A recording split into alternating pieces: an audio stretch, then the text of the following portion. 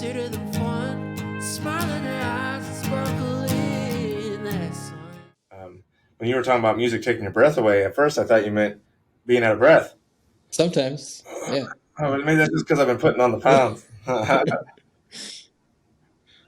the music kind of, I don't know, I guess I'm kind of looking at it from the outside in. My older son, he was also trying to tell me to get into guitar because of that like connection to your soul, and I'm compromising. I'm working on it. It's a slow process, but my good buddy Lindsay here hooked me up with a ukulele, so I've been tinkering around with that and just getting used to 3 chords and trying to learn a couple of songs. I'm bad with lyrics, man. How do you remember the lyrics? That's a mystery.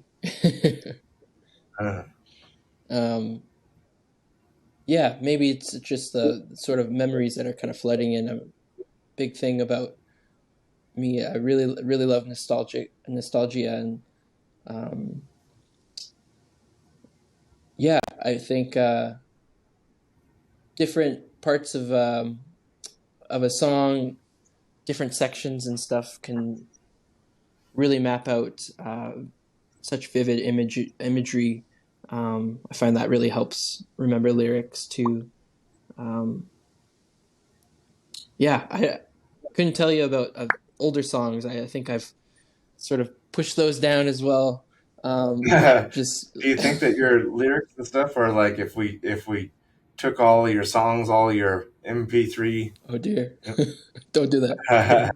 Yeah, if we put them all in a chronological order, that we could kind of see where you were at. Like, do you think that your story is, I don't know, maturing? I think so. I think I'm still writing it too.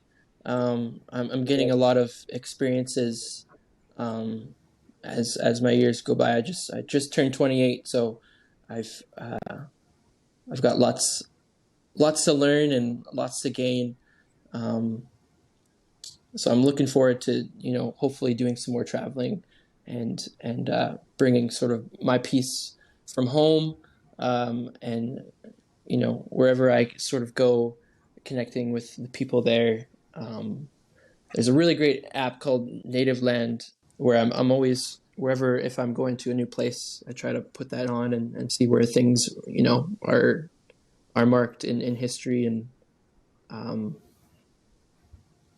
yeah, that's a really good question.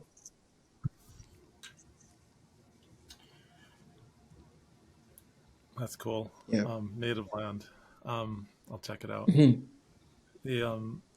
I was wondering if do you have a go-to song that that when you're feeling not so good, to reconnect yourself, to make yourself whatever metaphor you'd like to use to feel better? Yeah, one song comes to mind, "More Than Words" by Extreme. It's really kind of a Man, going back to the 80s, eh? guilty pleasure. My dad taught me well, but I remember just playing a lot, learning that song for the first time with him, and just it's such a. I really love the chord progression too.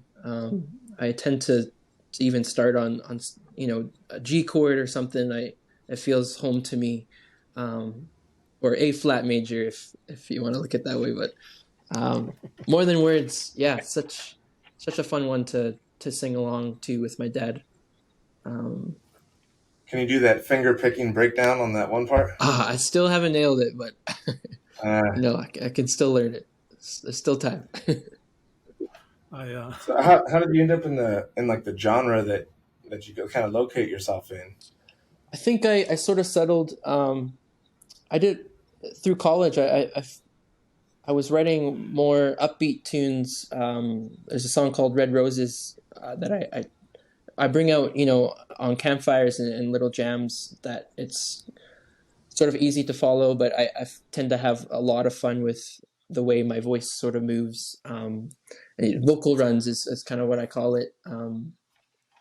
And just really letting that emotion take over. I think with a lot of the, embellishments and textures in my voice, that I'm still, trying to be aware of, and even explain to people. But right now I'm making a folk record. I feel like just keeping it simple with the arrangements and having such a a folk kind of tradition foundation of with drums and bass really helped me stay grounded, and then sort of things different elements and instruments that I'm really inspired by, clarinet and saxophone throughout the years. I'm sort of trying to put that into play into my music. And pedal steel as well is really cool. It makes me cry. It's such an emotional tool.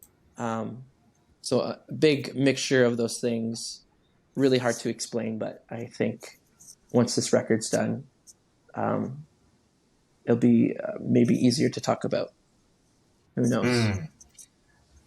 Lindsay's big thing is like techno and electronic music. He loves that. Drum and bass. Drum and bass heavy.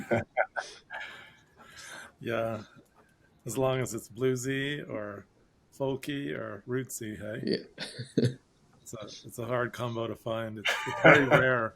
Like there's only a few artists in the world that play that, and I don't like to share who they are because I want to be like the person who only knows them. A music snob. No one knows it yet, but they will eventually. They will. Yeah. Every time I play with Lindsay on stage, it's country and blues and folk. And then he picked me up the other day, and as he was driving up to me, right, and then it was all I could hear was that, and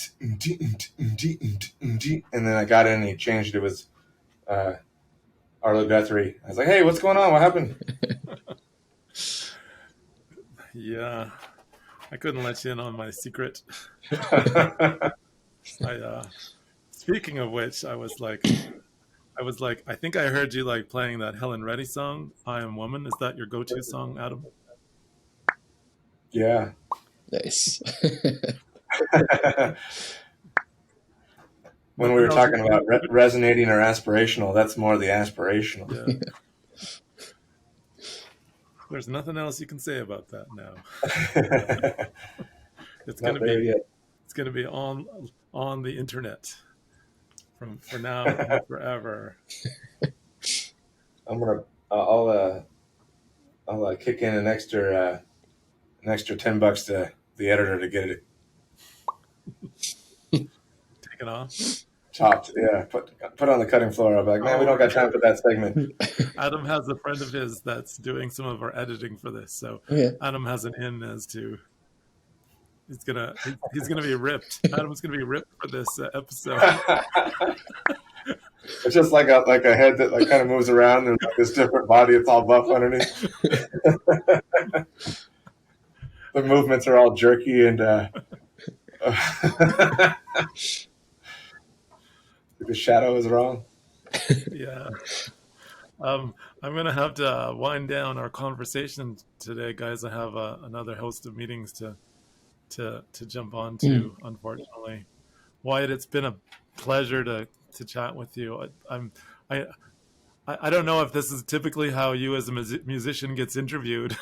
I mean, me and Adam were talking about some things that are deeply grounded in terms of research of wellness and our thoughts on what it might mean for Indigenous peoples, and it was really just nice to place some of those connections in your story, and also say that I really appreciate your music, and it's really a pleasure to hear you at all times, and I wish you all the best in your career. It looks like it's amazing, and if you keep building these stories and these narratives and sharing, you just make the world a better place. So I really want to honor you in that. In all of this, I think for our podcast, there's some important concepts that I'd like to just share with highlights. And my camera just died. Just give it this. Let's wait a minute. Let's just wait a minute. This is when You tried to put the handsome filter on. I tried to put the one where it gives me a mustache, to be honest. He was trying to get the buff muscles. It just broke. It's like, sorry, dude, incompatible design. What are you trying to do? Too much. Put muscles on a horse?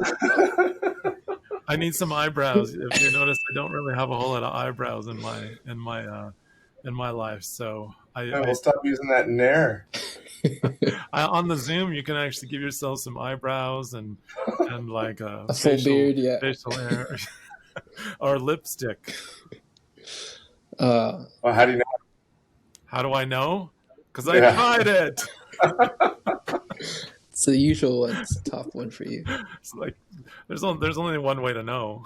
Gotta try them all. Such a pleasure to see you both and to chat with you. Just to even laugh on some of the heavy parts. Yeah, like you were saying, music is very spiritual for me. So I'm really, any chance I get to talk to some fellow musicians that I had the pleasure of sharing the stage, hopefully again in the future. It's been wonderful. So thank you so much for your time. Thanks, Wyatt. My camera's gone. I'm gonna. Oh, there it is. It's back. We'll be editing this. So thanks again, Wyatt. I think today I've heard messages of the importance of connecting, being self-aware, the privileges that we have as people who do music, who are connected with music, and the way that we feel connected within ourselves and with others, and how it brings and supports wellness in general. This whole act of engaging with music, I think, is a sharing. One of the themes in our podcast is around this idea of social prescription. If there are things that we can prescribe to ourselves to be well, I would say music is it. I think there's some real key ideas and themes for us to make sense of as to why and how, right? The nature of a song, the nature of making a song, singing a song, listening to a song, sharing songs and music with your friends and family. Old family songs that make you think about, oh, I remember that song and I was with my dad, some Jimi Hendrix, right? All that stuff is all about being well. Stories are powerful, and the music connected with stories are great ways for us to be well together. I agree. And, any final thoughts, Adam? If y'all got some time in your busy schedules, make some time for a drummer to hang out. Some drum and techno bass. Yeah. I struggle with my drums, and it's just like this little pad. Lindsay loves it. Some synth work. Gotta get some synth in there. Yeah. So thank you so much for joining us today. This is Keeping It Together podcast, stories of resilience throughout COVID and after, things stories and ideas that keep us well, things that we can share. And today we had Wyatt C. Lewis join us. It was our pleasure. We all look forward to hearing more of your music. We'll put some links to your music in our podcast so that listeners can get a chance to hear more of you. And I look forward to having more chances to hang with you. Maybe play some music again. Likewise. Can you buy your stuff online? I think I just have the one tune out, but I'm hoping to follow up with another tune sometime in the new year.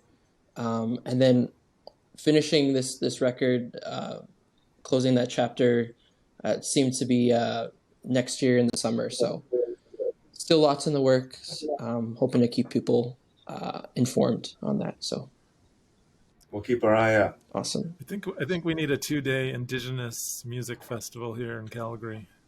Yeah, that'd be super fun. That'd be really cool. Right? Yep. Something to plan for. Mm-hmm. Okay, guys, thanks a lot. Hey, thank you so much. Stop recording.